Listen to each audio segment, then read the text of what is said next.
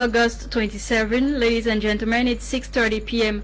on My Media Prime Television and time for Prime News with me, AUDREY ZATSA. A few days to school resumption, officials of the transport sector have joined heads together to curb road accidents that have been recorded in the country. Their accident prevention strategies are disclosed in this report signed NOLINGA. Recently, there have been quite a good number of road accidents recorded with very deadly casualties to speak of. The road accidents which have gone as far as claiming lives, leaving many injured and vehicles to the greatest beyond repairs. The cause of the accidents are mostly attributed to bad roads, drivers' irresponsibility, recklessness and lots more.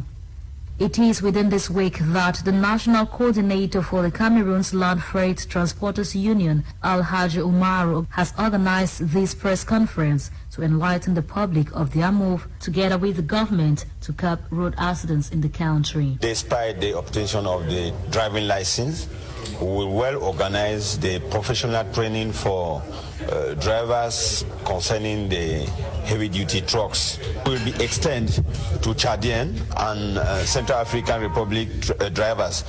We are also working with the government in order to renew all our lorries. As concerns rumors about the strike action to be organized in the days ahead, the representatives of the different road transporters trade unions present at the press conference debunked this information.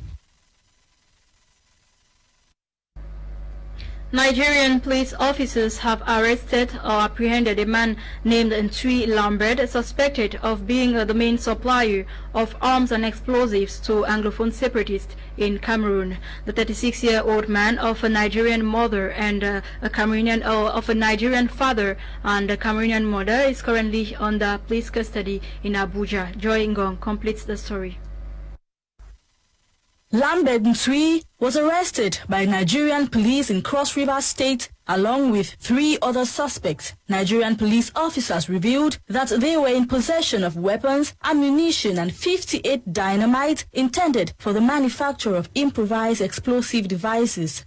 A total of 13 AK-47 rifles that were recovered from these suspects, 2 RPGs, 750 AK-47 live ammunition, 11 AK-47 magazines, 30 live cartridges, 58 wraps of explosives suspected to be dynamites, 1 Turaya handset, 157 new MTN SIM cards being used by some of the cyber criminals, and other incriminating items that were recovered from these suspects. According to the Nigerian police, Lambert Ntui is working closely with Cameroonian secessionists.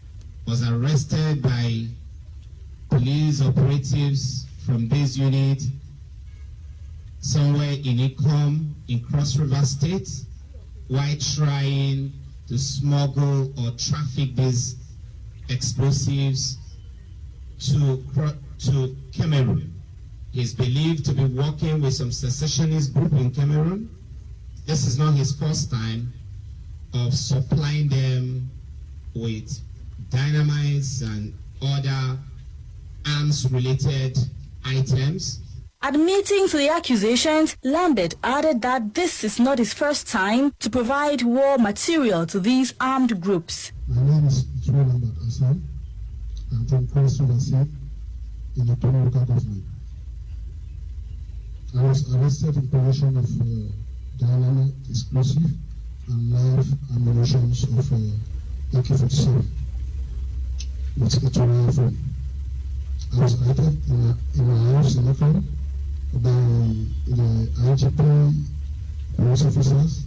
This arrest comes during a period characterized by the upsurge in attacks perpetrated by Ambazonian fighters in the northwest and southwest regions of Cameroon. It equally coincides with the 8th session of the Security Committee between Nigeria and Cameroon, devoted to threats to security of persons and property and the fight against terrorism in the 2 countries. According to United Nations report, at least 4,000 civilians have been killed in the Anglophone regions of Cameroon, with over 700,000 displaced since the Anglophone crisis switched to an armed conflict in 2017. Campaigns ahead of the renewal of the basic organs of the ruling CPDM party in America have begun. Former separatist fighter Dr. Nicolas Ngu Santos is amongst the candidates running for the post of CPDM section president in America. Lasha Kingsley tells us more. In line with the renewal of CPDM basic organ executives abroad, campaigns have kick-started in sections of the United States of America and Canada. Filing in for the position of president for the U.S. is Dr. Nicolas Ngu Santos, who previously isolated himself from the separatist or better still, restorationist of former British Southern Cameroons, now known to them as Ambazonia Republic. I abandoned the Ambazonia Sako leadership long ago. Proof of that is a video when I resigned from the so-called internet government, wherein I was castigated because they picked up arms against a nation state. And I resigned from there because I saw or I foresaw no pathway to victory, and so refused their decision. Revealing why he quit the separatist activities, Dr. Nicolas Ngu admitted to have participated at the major national dialogue from September 30th to October 4, 2019 to negotiate for peace with the Cameroonian government. His move only earned him severe backlash from his former pro-independence colleagues. I formed the Peace Task Force Initiative, but those who were still living in some delirium of independence continued to make their harvest, dishing out insults instead of jumping on board with your humble servant to seek a pathway to peace and national unity. Take note that I insisted in delivering my prophecy that there will be no independence. I went ahead to pursue the path of mediation, negotiation, and dialogue amongst the groups, and for them to better organize themselves to go and address these questions with the nation state of Cameroon. The section presidential candidate sees his return to the CPDM political party as a means to tackle the Anglophone crisis directly with the stakeholders. Having seen all the destruction, the bloodshed on the ground, I have decided to take a gigantic decision to return to my party where I have been member since 1994. I'm returning to the CPDM not only as a member, but as a runner for the section president in USA. The reason for taking this bold step is because I believe that having had a voice from the outside that was refused to be heard of, I am going in to pass the message to the powers that be so that they can try to see how they can solve the problem and end the bloodshed on the ground. Nicolas Ngu believes that every Cameroonian has the right to belong to a political party at any given time. With two other opponents running for the same position, his main objective as section president, if eventually elected, is to end the crisis in the two English-speaking regions of Cameroon. Over to the Northwest region, where 15 out of 25 projects have been realized in the domain of education, health and infrastructure despite the socio-political crisis. This was disclosed during the 2021 midterms evaluation account session for the Bamenda 2 Council, a meeting presided over by the Mayor of Bamenda 2 Council, Peter Chenwi. Charles Kebwa reports from Bamenda. The 2021 midterm evaluation account session for the Bamenda 2 Council took place August 25th to evaluate the execution of contract for 2021 in the presence of the supervisory authority, Mezam SDO Simo Emil Mo, who urged the 2019 law on public contract on section 74, 75, 76 and 77 be fully implemented. Also addressed the council's worry on revenue collection, which often leads to misunderstanding amongst the councils. The people are ready and they're willing to pay their taxes. Honestly, from the few collection, there's good faith in paying the taxes, but then, you know, the change of mindset from this session is some are a little bit delayed, and the daily collectors and the tax collectors from the councils, they can't gain access to certain areas because of challenges. But so far, so good. I think there's a bit of improvement as compared to last year. The SGO noted a committee has been put in place to see into the effective collection and distribution of revenue amongst the councils in the city of Bamenda. Call on the councillors to be agents in their various constituencies in the fight against the COVID-19 pandemic, which is in a second wave. Bamenda 2 Council Mayor Chenny Peter, presenting his actions during the midterm evaluation meeting of the council, said the socio-political crisis has been a stumbling block for the effective execution of some projects and access to tax collection within his municipality. What we're going through is a tax. Most of these guys have been unfit to execute their job, but they've been threatened and attacked. So at times, for us to realize you have to use intervention to assist. But I want to thank God that I think about 70% of my job so far, following the evaluation, has been executed. The Bamenda 2 Council with projects realized in the domain of education, health, infrastructure amongst the Mulang and Tambang community halls. So far, I think I have a list. We have what have been maintained. You have this 27 million funds from public contract, what maintenance that have maintained towards Chesa Nitop, Tamu, and we have constructed the Women Empowerment Center that was planned last year by the secessionists. We have renovated 2 classrooms at Batu and Songwa in Mankon. And for the moment, we are constructing 2 community halls, one in Mulang and another one in Old Town. The council looks forward rehabilitating some roads, provide potable water, stop boreholes and solar street light in some neighborhoods in the municipality. Onto something else, a human interest story. A girl whose name we got as Karine is reported to have been beaten almost to death by her boyfriend, identified as Masanji, who lives in Cité de la Paix in Douala. According to reports, the said boyfriend is notorious for torturing his girlfriend using objects like sticks and barbed wire whenever they have any misunderstanding. But Karine, his girlfriend, has always condemned his actions, hoping that he will change. But the situation turned worse, according to her, as she was tortured once more to an extent where she almost lost her life. With the proliferation of mass media in the world and in Cameroon in particular, student journalist on internship Naivona was on the streets or in the streets of Douala to find out from Cameroonians what their media preferences are. Her report.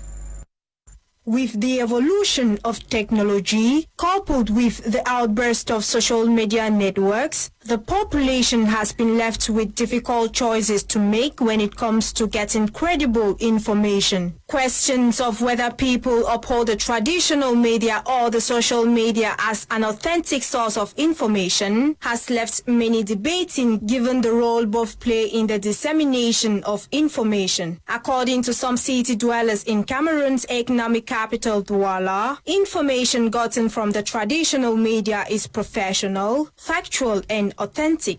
As a person, I think I prefer the traditional media, as opposed to social media. So where I go for TV news, especially in the morning, maybe 7:30, 8 o'clock news on the different major TV stations, my Media Prime, CRTV, and all of that. And as well, I prefer newspapers too, which is a form of traditional media as well. So when I get anything on social media that I've not heard on media, I take it with a pinch of salt. And each time I get any information on social media, I go to double check with traditional media. If it's not being reported in traditional media, I hardly take it for what it is. If you want to tell somebody what has happened, I believe with the traditional system of information, it will be more realistic than the social media platform, because we've noticed that the social media platform is a platform wherein people manipulate upon others on the internet, and there are many of us who are not versed with the internet, and since we are not versed with it, we can be duped in one way or the other. But with this one, it is something that goes viral and people are able to see what's happening, and they can locate the area where it is happening than the social media. unlike many, other schools of thought prefer the social media on the basis of its availability on mobile gadgets. I prefer social media because it's just like rapid. You have the phone in hand and you can easily have all the information. Technology have just like eased everything for us to have all the information using our phones, and to be sure that the information are from just like true sources. You have official pages on the social media, so you can just like go on official pages and have your information. I prefer social media.